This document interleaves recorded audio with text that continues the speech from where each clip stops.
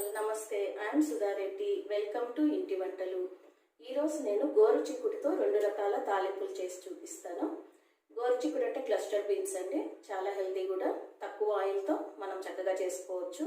తప్పకుండా ట్రై చేసి దీనికి కావాల్సిన పదార్థాలు చూద్దామండి. గోరు చిక్కుడు తీసుకొని తొడిమలు తీసేసి నీళ్ళలో వేసి శుభ్రంగా కడిగి పెట్టుకోండి. మొదట నేను పచ్చి కొబ్బరితోటి గోరు చిక్కుడు ఫ్రై చూపిస్తాను. దీనికి కావాల్సిన పదార్థాలు ముందుగా చూసుకుందాం. ఒక ఉల్లిపాయని కట్ చేసి పెట్టుకోండి. అలాగే గ్రీన్ చిల్లీస్ మన రుచిని బట్టి వేసుకోవచ్చు. తాలింపు కోసం ఒక రెడ్ చిల్లీ, తాలింపు గింజలు, అలాగే వెల్లుల్లి కొన్ని రెబ్బలు కట్ చేసి పెట్టుకోండి, కరివేపాకు, కోరుకున్న పచ్చి కొబ్బరి. ఇంకొక రకం మనం పొడి వేసి చేసుకుందాం.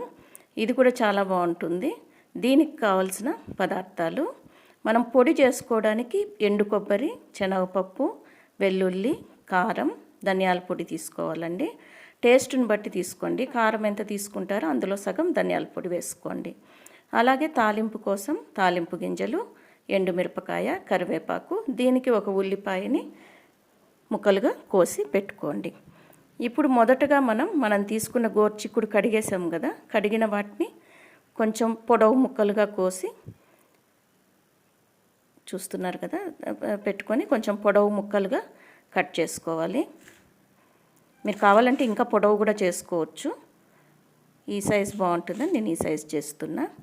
వీటిని మొత్తంగా కట్ చేసుకున్న తర్వాత ఒక కుక్కర్లో వేయండి. కుక్కర్లో మునిగేంత వరకు నీళ్లు వేసి ఉప్పు, పసుపు వేసి కలిపి మూత పెట్టి ఒక్క విజిల్ వచ్చేంత వరకు మాత్రమే ఉడికించండి. ఎక్కువైతే మరీ మెత్తగా అయిపోతాయి. తర్వాత స్టవ్ ఆఫ్ చేసి కుక్కర్ చల్లారిన తర్వాత తీయండి. తీసి మనకు ఇవి ఉడికిపోయి ఉంటాయి. సో వీటిని మనం ఒక రంధ్రాల గిన్నెలోకి వడపోసుకోవాలి. చూస్తున్నారు కదా, మరీ ఎక్కువ ఉడికినా బాగుండవు, మరీ తక్కువ ఉడికినా బాగుండదండి. ఒక విజిల్కి మనకు కరెక్ట్గానే ఉడికిపోతాయి. సో ఇట్లా ఒక రంధ్రాల గిన్నె తీసుకొని దానిలోకి వడపోసేయండి. వాటిని కొంచెం చల్లారనివ్వండి, ఎందుకంటే మనం వీటిని కొంచెం పిండి పెట్టుకోవాలి దానికోసం.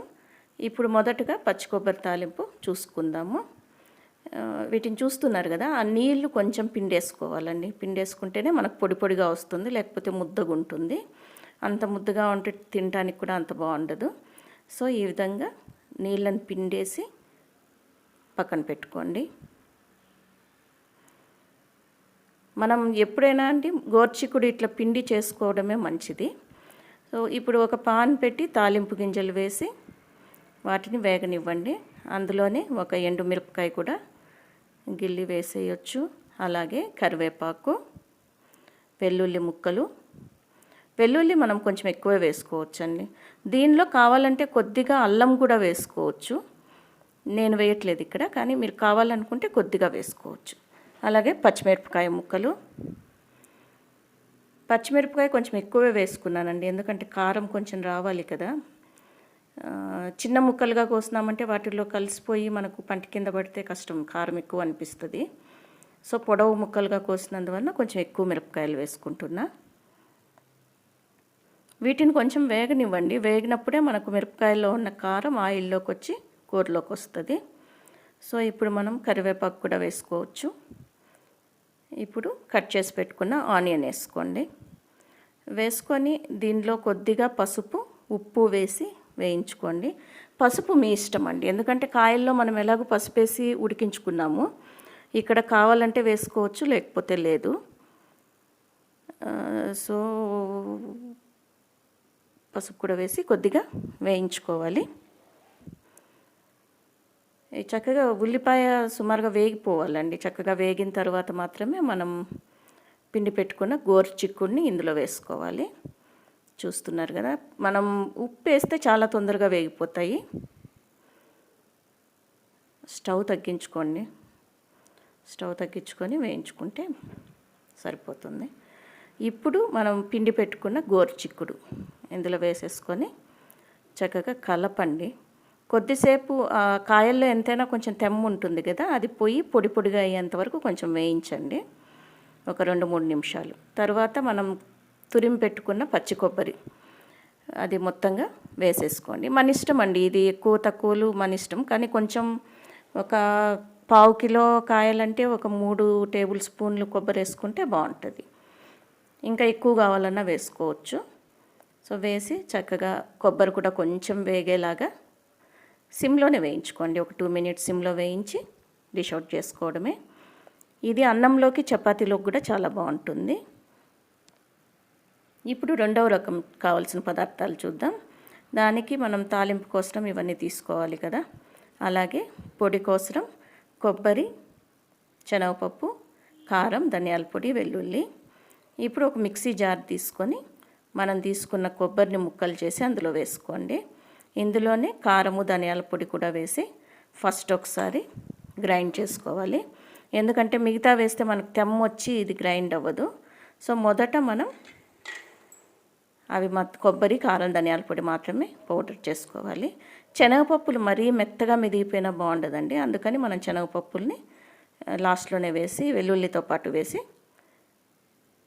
మిక్సీ చేసుకోవాలి. చూస్తున్నారు కదా, కొంచెం ఒక స్పూన్ పప్పులు వేసుకోండి. ఎక్కువ మెదగనీయద్దు, ఇది తొక్కతో మెదిగితేనే బాగుంటుంది. వెల్లుల్లిపాయలు ఒక 4-5 వేసి ఒక్క రౌండ్ తిప్పి తీసేసుకోండి, సరిపోతుంది. ఇప్పుడు స్టవ్ మీద ఒక పాన్ పెట్టి ఒక స్పూన్ నూనె వేసి నూనెలో మనం తీసుకున్న తాలింపు గింజలు, ఎండుమిరపకాయ, అలాగే కరివేపాకు, ఉల్లిపాయ అన్నీ వేసి వేయించుకోవాలండి. ఈ పప్పుల్ని కొంచెం బాగా వేగనివ్వండి, వేగితేనే మంచి వాసన, రుచి ఉంటాయి. సో వేగిన తర్వాత మన కరివేపాకు, ఉల్లిపాయ కూడా వేసి దీనిలో కొంచెం ఉప్పు వేసి వేయించుకోండి, తొందరగా వేగిపోతాయి. కావాలంటే పసుపు వేసుకోవచ్చు, లేకపోతే లేదు. అవి వేగిన తర్వాత మనం పిండి పెట్టుకున్న గోరుచిక్కుడు ముక్కల్ని కూడా వేసి కలుపుకోవాలండి. ఇది కూడా అంతే, తేమ పోయేంత వరకు కొద్దిసేపు వేయించండి. కొంచెం తేమ పోవాలి. ఒక 2 మినిట్స్ వరకు వేయించుకోండి. వేయించుకున్న తర్వాత మనం మిక్సీకి వేసి పెట్టుకున్న పొడి ఉంది కదండి, ఆ పొడిని ఇందులో వేసి కలిపేసుకోవాలి. పొడి వేసిన తర్వాత కూడా అంతే అండి, 2 నిమిషాల పాటు చక్కగా కలపండి. ఒకసారి ఉప్పు చూసుకోండి, మీకు ఉప్పు సరిపోయి ఉంటే సరే, లేకపోతే ఇంకొంచెం వేసి ఇప్పుడు కలిపేసుకుంటే సరిపోతుంది. కాయల్లో ఉప్పు వేసి ఉడికిస్తాము. అయితే ఇప్పుడు మనము ఆనియన్ వేగేటప్పుడు వేసుకుంటాం కదా ఉప్పు, తర్వాత మనం ఇప్పుడు చూసుకొని మనకు అవసరం అనుకుంటే ఇంకొంచెం వేసుకోవచ్చు. సో ఈ తాలింపు కూడా మనకు రెడీ అయిపోయింది. ఇది కూడా కొంచెం సేపు వేయించి డిష్ అవుట్ చేసుకోవడమే. ఇది కూడా అన్నంలోకి, చపాతీలోకి కూడా చాలా బాగుంటుంది. ఇప్పుడు మన 2 తాలింపులు రెడీ అయిపోయాయండి. 2 కూడా చాలా బాగుంటాయి, తప్పకుండా ట్రై చేసి చూడండి.